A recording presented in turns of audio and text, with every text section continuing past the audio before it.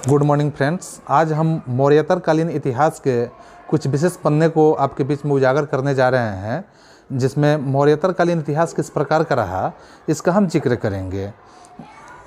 मौर्यतर काल जो रहा, यहाँ इसमें दो तरह के राजा हुए। एक हुए देसी शासक और दूसरा हुए विदेशी शासक। देसी शासक में आपको यहाँ पे नाम दर्शाए गए हैं कि शिशु वंश का हुआ, कर्ण वंश हुआ, सतवाहन वंश हुआ और चेदी वंश हुआ। ये मौर्यतर काल के राजा हुए, जो देसी राजा हुए।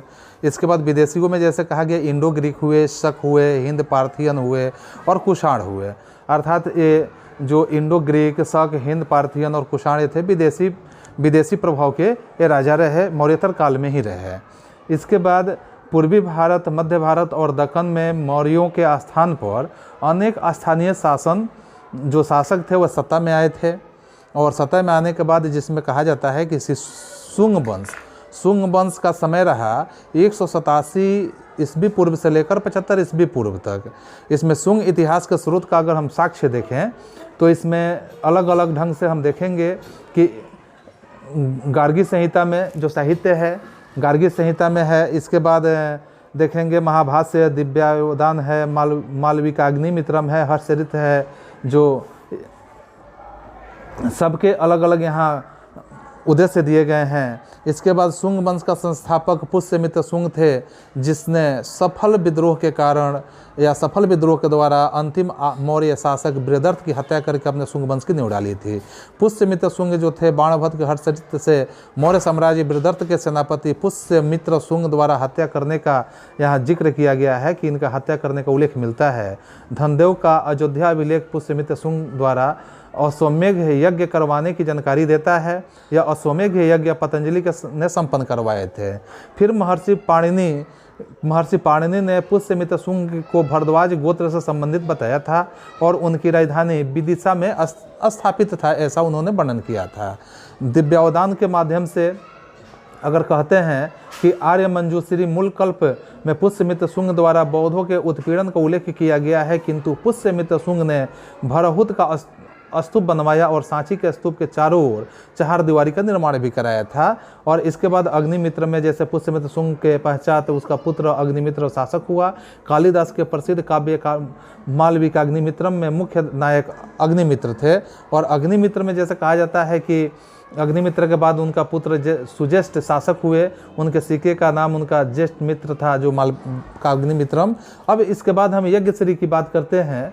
यज्ञश्री में मुख्य रूप से कहा जाता है कि सतवाहन शासक यज्ञश्री सतकर्णी व्यापार और जल यात्रा का प्रेमी था। उसके सिक्के आंध्र प्रदेश, महाराष्ट्र, मध्य प्रदेश और गुजरात में पाए गए हैं। इन सिक्कों पर जहाज का चित्र भी अंकित किया गया है। नेक्स्ट हम समझेंगे कि सामाजिक संगठन कैसा था। तो सतवाहन दक्कन की ब्राह्मण जाति के थे। सबसे प्रसिद्ध शासक अगर हम नाम लेते हैं तो उसमें गौतमी पुत्र का नाम आता है, जो सतकर्णी ने कहा है। और ब्राह्मणों को भूमि अनुदान या जागीर देने वाले प्रथम शासक में सतवाहन शासक थे, किंतु उन्होंने अधिकतर भूमिदान बौद्ध भिक्षुओं को ही दिया था, जो ज़्यादा से ज़्यादा भूमि को दान के रूप में बौद्ध भिक्षुओं को ही देने का काम किए थे। इसके बाद कृष्ण आते हैं। कृष्ण का अगर हम नाम लें तो इसमें देखेंगे कि नासिक अभिलेख में इनका नाम मिलता है। सतकर्णी प्रथम जो 27 ईस्वी पूर्व से लेकर 17 ईस्वी पूर्व तक रहे हैं। सतवाहनों का अगला शासक सतकर्णी प्रथम था। उसके नाम का उल्लेख सतवाहन अभिलेख एवं पेरिप्लस ऑफ द एरिथ्रियन सी से मिलता है। यह सतकर्णी की उपाधि धारण करने वाला प्रथम शासक था। वह दक्षिणा पंथ का सबसे शक्तिशाली राजा भी बन गया था। जो दक्षिणा पंथ में इससे शक्तिशाली कोई दूसरा राजा था ही नहीं। इसके पश्चात अगर हम देखते हैं कि सतकर्णी प्रथम ने मालव शैली की गोल मुद्राएं तथा अपनी पत्नी के नाम पर रजत मुद्राओं का प्रचलन कराया था या रजत मुद्रा चलाया था। हाल में अगर हम 20 से 24 ईस्वी पूर्व की बात करें तो इसने प्राकृत भाषा में गाथा सप्तशती नामक पुस्तक की रचना की थी। इसमें उसकी प्रेम गाथाओं का वर्णन भी किया गया है। इनके काल में गुढ़ायन ने बृहत कथा कोश नामक ग्रंथ की रचना की थी। कांतक्र के लेखक शौरवर्मन द्वारा उसके दरबार में रहा करते थे। इसका भी जिक्र हमारे इस इतिहास के पाठ्य पुस्तकों में मिलता है। गौतमी पुत्र सतकर्णी जो थे 106 ईस्वी से लेकर 130 ईस्वी के बीच में उनका शासन व्यवस्था रहा है। उनके समय में उनकी माता जो बलश्री नासिक अभिलेख प्राप्त हुआ है, नासिक अभिलेख में इसे एकमात्र ब्राह्मण एवं अद्वितीय ब्राह्मण भी कहा गया है। गौतमी पुत्र सतकर्णी के उत्तराधिकारी वशिष्ठी पुत्र पुलुमावी 130 से 154 ईस्वी में राजधानी आंध्र प्रदेश के औरंगाबाद जिले में गोदावरी नदी के किनारे पैठान पर प्रतिष्ठान पर स्थापित की थी। अब है वशिष्ठी पुत्री यानी पुलुमावी, जो 130 से लेकर 154 ईस्वी तक रहते हैं।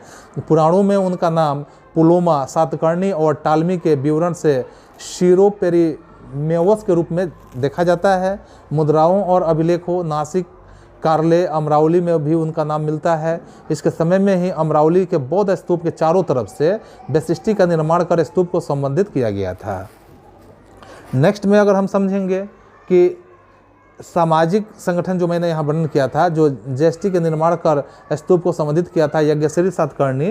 तो यज्ञश्री सातकर्णी में सातवाहन शासक यज्ञश्री सातकर्णी व्यापार और जल यात्रा के प्रेमी थे। उनके सिक्के आंध्र प्रदेश, महाराष्ट्र, मध्य प्रदेश और गुजरात में पाए गए हैं। इन सिक्कों पर जहाज का चित्र भी अंकित किया गया था, जो उस समय मौर्यतर समय का यह सबसे विशिष्ट और सबसे महत्वपूर्ण उपलब्धियों को यह कहा जाता है कि उस समय जो सिक्के थे उस सिक्के पे जहाज का प्रचलन किया गया था, जहाज का चित्र अंकित किया गया था। सामाजिक संगठन कैसा था? तो सतवाहन दक्कन की ब्राह्मण जाति के थे। सबसे प्रसिद्ध शासक गौतमी पुत्र सतकर्णी ने कहा है, जो इसके बाद ब्राह्मणों को कहा जाए तो भूमि अनुदान या जागीर देने वाले प्रथम शासक सतवाहन ही थे, किंतु उन्होंने अधिकतर भूमिदान बौद्ध भिक्षुओं को ही प्रदान किया था। जितना उन लोगों ने भूमिदान किया था, ज़्यादा से ज़्यादा बौद्ध भिक्षुओं को ही भूमिदान में दिया हुआ था। प्रशासनिक ढांचा अगर हम देखते हैं तो प्रशासनिक ढांचा में इसके पहले हम देखते हैं सतवाहन को राजकीय भाषा प्राकृत लिपि के रूप में वे ब्राही लिपि का प्रयोग करते थे। और जो दक्कन में पाए गए हैं या दक्कन में पाए जाते हैं, सतवाहन शासक ने प्रोटीन का, तांबे का और कांसे के सिक्के का भी निर्गमन किया था। यानी प्रोटीन का प्रयोग सतवाहन के राजाओं ने किया था, तांबे का प्रयोग, कांसे के प्रयोग सतवाहन के राजाओं का प्रमुख उपलब्धि माना जाता है। इसके बाद हम देखेंगे कि चेदी वंश कैसा था। तो चेदी वंश में खासकर कलिंग की बात करें, कलिंग के चेदी राजवंश के संस्थापक महामेघवाहन नामक व्यक्ति थे। अतः इस वंश का नाम महामेघ वंश के नाम से भी रखा गया है, महामेघ वंश के नाम पर भी पड़ गया। खारवेल ने भुवनेश्वर मंदिर का निर्माण करवाया था और खारवेल द्वारा मगध के शासक बृहस्पति मित्र को पराजित किया। हाथी गुम्फा अभिलेख के अनुसार खारवेल ने जो चोल, चेर एवं पांड्य शासकों को पराजित किया था। इसने सतवाहन एवं सतकर्णी को भी पराजित करने का काम किया था। इसके बाद हाथी गुम्फा अभिलेख की बात करते हैं, जिसमें भुवनेश्वर के निकट उदयगिरी पहाड़ियों में है। इस अभिलेख के अनुसार यह जैन धर्म का अनुयायी था और हिंद यूनानी का जिक्र समझेंगे, जिसमें भारत पर सबसे पहले आक्रमण यूनानियों ने किए थे। ये हिंद यूनानी या बैक्ट्रियाई यूनानी कहलाते हैं। सबसे पहला यवन आक्रमणकारी में डेमेट्रियस प्रथम, जो 220 से लेकर 175 ईस्वी पूर्व तक थे, और विख्यात रूप से हिंद यूनानी शासक मिनांडर जो 165 से 145 ईस्वी पूर्व तक रहे थे, वह मिलिंद नाम से भी जाने जाते हैं। उनकी राजधानी पंजाब के शाकल, जो आधुनिक सियालकोट का नाम से जाना जाता है। रुद्रदामन ने गंगा जमुना दोआ पर आक्रमण किया था। इसके बाद सर्वप्रथम हिंद यूनानी ने सोने के सिक्के प्रचलित किए और हिंद यूनानी शासकों ने भारत के पश्चिमोत्तर प्रांत में यूनानी कला को संरक्षण दिया था। इसके साथ साथ अगर हम यह देखेंगे कि जिसे हेलेनिस्टिक आर्ट कहते हैं, भारत ने गंधार कला इसी का मिश्रित रूप कहा जाता है। इसके बाद शक शासक जो होते हैं, शक वंश, यूनानियों के बाद शक आए, जिनकी 5 शाखाएं थी और प्रत्येक शाखा की राजधानी भारत और अफगानिस्तान से अलग अलग भागों में थी। शक सिथियन नाम से भी जाने जाते हैं तथा भारत में शक क्षत्रप कहलाते थे। जो भारत के क्षेत्र में रहते थे उन्हें क्षत्रप के नाम से जाना जाता था। इसके बाद रुद्रदामन थे, जो 130 से लेकर 150 ईस्वी तक रहते हैं। सबसे अधिक विख्यात शक शासक रुद्रदामन प्रथम हुए और इसके बाद इनके विषय में जानकारी का प्रमुख स्रोत इनके जूनागढ़ अभिलेख जो 150 ईस्वी में खोदा गया था, इससे प्राप्त होता है। रुद्रदामन का जूनागढ़ अभिलेख गुजरात जिले के में गिरनार पर्वत पर प्राप्त हुआ है और ब्राही लिपि में उत्कीर्ण संस्कृत भाषा का यह अभिलेख अब तक प्राप्त संस्कृत अभिलेखों में सर्वाधिक प्राचीन रूप से जाना जाता है। इस अभिलेख में संस्कृत काव्य शैली का प्राचीनतम साक्ष्य भी प्राप्त होता है। अब रुद्रदामन व्याकरण, राजनीति, संगीत एवं तर्कशास्त्र का पंडित थे। इसके पश्चात देखेंगे कि हिंद पार्थियाई का पहलव, यानी कि सबसे प्रसिद्ध पार्थियाई शासक गोंडोफनिज हुआ। उसके शासनकाल में सेंट थॉमस ईसाई धर्म का प्रचार करने के लिए भारत आए हुए थे और भारत का प्रथम पार्थियन शासक माउस था, जिसके उल्लेख खरोष्टी लिपि में मोई नाम से देखा जाता है। भारत में प्रथम पार्थियन साम्राज्य का वास्तविक संस्थापक मिथ्रेडेटस प्रथम, जो 171 से लेकर 130 ईस्वी पूर्व तक का देखा जाता है। इसके बाद खरोष्टी लिपि में उत्कीर्ण तख्ते बही अभिलेख से इसे गुदवहर कहा गया है, जो फारसी में इसका नाम बिंदफण है। कुषाण वंश है। कुषाण वंश में पार्थियाइयों के पश्चात कुषाणों का शासन स्थापित हुआ, जो यूची कहलाते थे। मथुरा में कुषाणों के सिक्के, अभिलेख, संरचनाएं और मूर्तियां मिली है। उनसे प्रकट होता है कि मथुरा भारत में कुषाणों का द्वितीय राजधानी थी और कुषाणों की पहली राजधानी आधुनिक पाकिस्तान में अवस्थित पुरुषपुर, यानी कि जिसे हम पेशावर कहते हैं, पेशावर में थी। अब कुजुल कडफिसेस हैं, जो 15 से लेकर 65 ईस्वी तक राजा रहते हैं। भारत में सर्वप्रथम कुजुल कडफिसेस यानी कडफिसेस प्रथम नामक कुषाण शासक ने आक्रमण कर पश्चिमोत्तर प्रांत पर अधिकार कर लिए और इसके साथ उसने केवल तांबे के सिक्के ही चलवाए थे। भीम कडफिसेस, जो 65 ईस्वी से लेकर 78 ईस्वी तक रहे। कुजुल कडफिसेस की मृत्यु के बाद भीम कडफिसेस द्वितीय सिंहासन पर बैठे।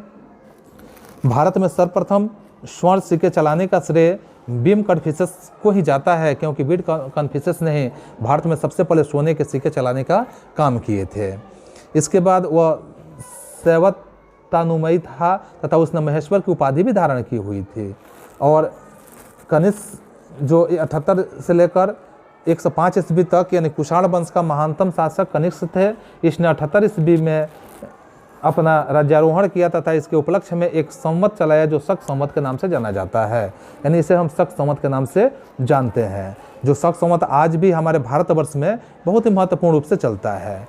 कनिष्क के दरबार में पार्श्व, अश्वघोष, वसुमित्र तथा नागार्जुन जैसे विद्वान और चरक जैसे चिकित्सक भी विद्वान थे।